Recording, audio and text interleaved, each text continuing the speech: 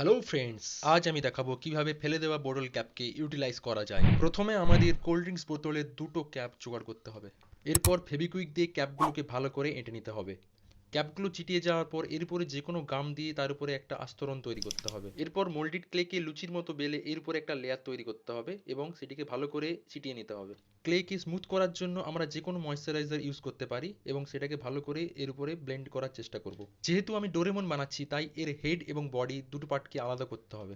এরপর ডোরেমনের চোখ, মুখ, নাক এবং বাকি পার্টসগুলোর রূপ দিতে হবে।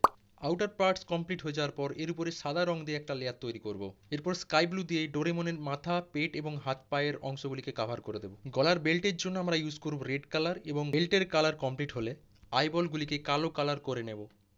তো আমার পছন্দের কার্টুন ক্যারেক্টার ডোরেমন প্রায় রেডি। এটি এখন আপনার অফিস ডেস্ক বা স্টাডি টেবিলে একটা কিউট ভাইবস তৈরি করবে। আপনাদের পছন্দের কার্টুন ক্যারেক্টার কি? কমেন্টস করে জানাতে ভুলবেন না।